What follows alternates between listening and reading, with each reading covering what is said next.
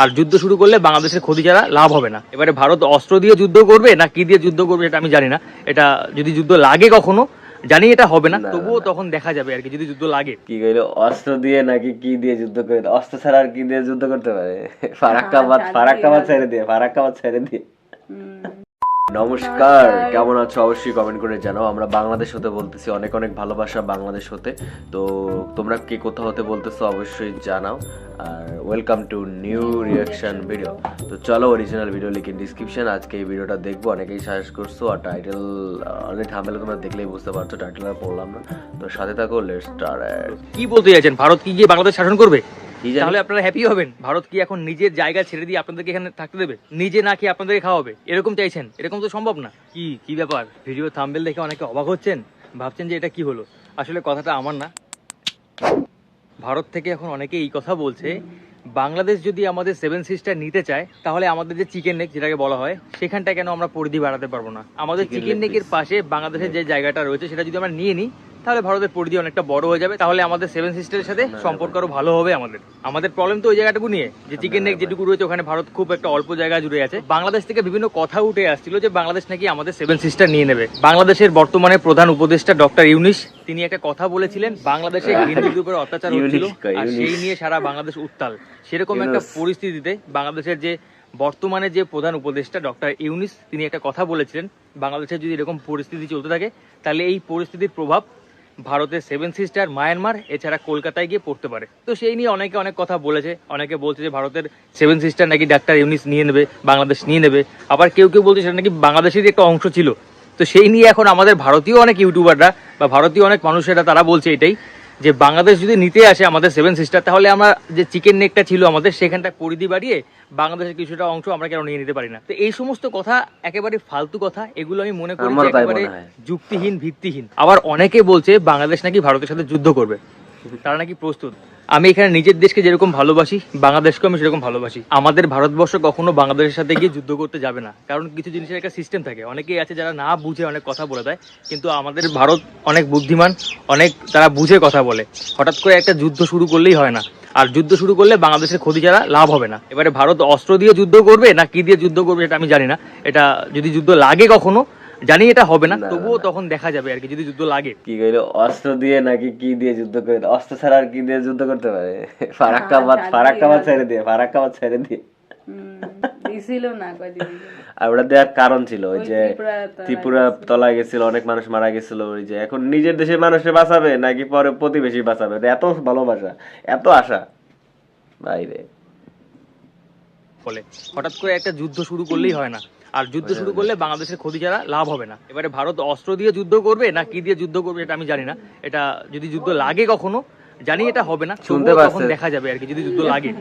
এই ধরনের কথা উঠছে। বাংলাদেশের যে উপরে যে অংশটুকু রয়েছে সেখানে ঠাকুরগাঁও এইসব জায়গায় কিছু আছে, সেগুলো যদি ভারত নিয়ে নেয়, তাহলে আমাদের যে চিকেন নেক সেটা কিন্তু আর সরু থাকবে না, সেটা অনেকটা জায়গায় বিস্তৃত হয়ে যাবে।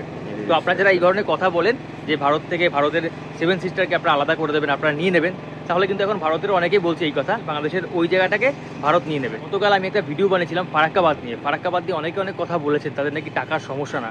বাংলাদেশে এই মুহূর্তে কিন্তু প্রচুর টাকা ঋণ হয়ে আছে। আপনারা কি সেটা জানেন? বাংলাদেশে এই মুহূর্তে কত টাকা ঋণ?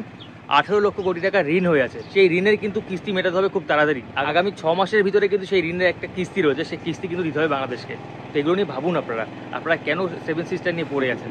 আগে আপনারা নিজের দেশটার অর্থনীতিটাকে আগে সচল করুন। জানেন তো, কখনো কখনো মনে হয় আমরা ভারতীয়রা খুব লাকি যে আমরা এরকম একটা দেশে জন্মগ্রহণ করতে পারি, কারণ আমাদের পাশে আমাদের থেকে উন্নত দেশে আর উন্নত দেশ কেউ নেই। কারণ এই মুহূর্তে সবাই অনেক স্মার্ট হয়ে গেছে। আর স্মার্ট হতে গিয়ে হয়েছে কি, যে এখন হাতে একটা স্মার্টফোন থাকা মানে সারা পৃথিবী হাতের মুঠোয়। এবারে আমরা সবাই স্মার্ট হয়ে যাচ্ছি আর কি। এবারে ভারতের পাশে আমরা তো সেরকম স্মার্ট পৃথিবী দেখি না, মানে স্মার্ট জগৎ দেখছি না কিছু। এবারে দুবাই যদি বলেন, ভারত থেকে দুবাই অনেকটা স্টাইলিশের দিক দিয়ে অনেকটা এগিয়ে, বা বড় বড় বিল্ডিং সেখানে রয়েছে, সেটা অনেকটা দূরে, আমরা সেটা দেখতে পাচ্ছি না।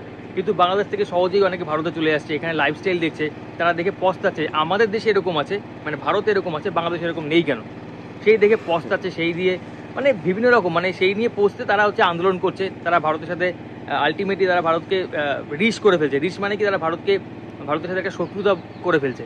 এবারে আমাদের সেই কারণে কোথাও কোথাও মনে হয় আমরা খুব লাকি যে আমাদের পাশে এরকম কোনো আমাদের থেকে উন্নতিশীল দেশ নেই আমাদের পাশে।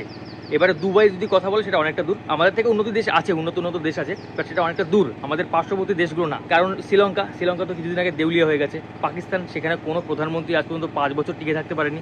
আর বাংলাদেশেরও সেই অবস্থা, বাংলাদেশের প্রধানমন্ত্রী পালিয়ে চলে আসলো আমাদের দেশে। আর ভুটান, নেপাল এগুলো তো বাদই দিন। আর মালদ্বীপের অনেকে আবার এই কথা বলছেন যে ভারতের সাথে নাকি সম্পর্ক কারো ভালো না। এবারে ভারতের সাথে সম্পর্ক কার ভালো থাকবে? পাকিস্তান তো হচ্ছে আমাদের বড় শত্রু ছিল। পাকিস্তান কোনো কথা বোঝে না, তাদের মাথায় বুদ্ধি কম। শ্রীলঙ্কার কথা যদি বলেন, শ্রীলঙ্কা চায়নার উপরে অনেক বেশি নির্ভরশীল হয়েছিল, শ্রীলঙ্কাকে দেউলিয়া করে দিয়েছে। মালদ্বীপ সেও মধ্যখানে চায়নার সাথে হাত মিলিয়েছিল, তারপরে আলটিমেটলি তার বাস, সেই জন্য আবার ভারতের কাছে তারা এসে হাত পায়ে ধরেছে। কারণ মালদ্বীপ চলেই পুরো ভারতের টাকায়, কারণ ভারত থেকে সবাই ওখানে ঘুরতে যায়, মালদ্বীপের সেখান থেকে ইনকাম হয়, ভারত থেকে সব কিছু পাঠায়, সেই কারণে ওখানে খাওয়া দাওয়া হয়। তো এরকম বাংলাদেশে যদি সেই পথে চলে, আমি জানি না কি হবে, তবে বাংলাদেশের মানুষজন অনেক বুদ্ধিমান। কিছু মানুষজন যদি অবুঝ থাকে, বুদ্ধিমানের সংখ্যা অনেকটা বেশি আমার মনে হয়।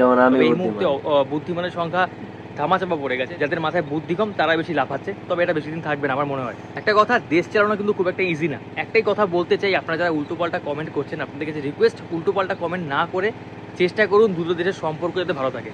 একতরফা কখনো হয় না। ভারত যদি খারাপ সম্পর্ক করতে চায়, বাংলাদেশ যদি ভালো সম্পর্ক করতে চায়, তাহলে কি চাইছেন? ভারত কোথায় খারাপটা করলো আপনাদেরকে? ভারত কি আপনাদেরকে হেল্প করছে বা আপনাদের পাশে দাঁড়িয়েছে, সেটা কি আপনাদের সহ্য হচ্ছে না? এমন কি বলতে চাইছেন? ভারত কি গিয়ে বাংলাদেশ শাসন করবে? তাহলে আপনারা হ্যাপি হবেন? এটা তো সম্ভব না, কারণ বাংলাদেশ একটা আলাদা দেশ, ওখানে আলাদা সরকার।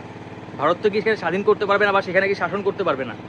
আপনারা তাহলে কি চাইছেন? মানে ভারতকে কি করবে, মানে ভারত কি করলে আপনারা খুশি হবেন? ভারত কি এখন নিজের জায়গা ছেড়ে দিয়ে আপনাদেরকে এখানে থাকতে দেবে? নিজে না খেয়ে আপনাদেরকে খাওয়াবে, এরকম চাইছেন? এরকম তো সম্ভব না। যাই হোক, সবাই ভালো থাকবেন, দেখা হবে পরবর্তী ভিডিওতে। তো guys, thank you so much guys. গ্রামে আসছি, পাশে ট্রাক্টরের সাউন্ড আসতেছে, অনেক সমস্যা হচ্ছে, আশা করি তোমরা বুঝতে পারতেছো। ধান চাষের সিজন, তো সবাই খেতে জল দিচ্ছে, সেটা আবার শুনে আবার হাসাহাসি করতেছে। যাই হোক, মানে অনেক সাইডে অনেক নয়েজ, তো সব কিছু একটু ক্ষমা সুন্দর দৃষ্টিতে দেখবেন আপনারা। আজকে ভিডিও করতে পারতেছি না এত সাউন্ডে, তো নমস্কার। আর আমরা একটা কথাই বলি যে সবাই একসঙ্গে থাকতে চাই, ঝগড়া বিবাদ করে কি লাভ? আসলে একটা জিনিস কি জানিস, আমরা সাধারণ মানুষ যারা ঝগড়া বিবাদ করে পলিটিক্যাল রাজনৈতিক, তারা এই দেশ থেকে পালায় যে লন্ডনে বিশাল বাড়ি হাঁকায় বসে থাকে, আর সাধারণ আমরা এই জায়গায়, আমরা কি করবো তাহলে? আমাদের তো ইন্ডিয়ায় বাড়ি নাই বা লন্ডনে বাড়ি নেই, আমরা এই জায়গায় দাবড়ি খেয়ে কই যাবো? আমরা বসছি যত যন্ত্রণায়, সিরিয়াসলি আমাদের দেখার কে না, একমাত্র ভগবান উপরে, আল্লাহ তাআলা যেই বলো, তেছাড়া দেখার আর কেউ নাই।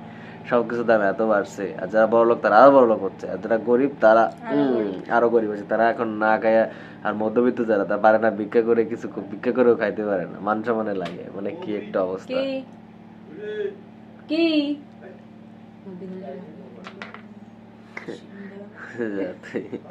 তো ওরে ডাকতেছে, ও যাক। And guys, thank you so much for watching. So দেখা হচ্ছে নতুন কোনো ভিডিওতে। বাবাজি কি নমস্কার, সবসময় বাই।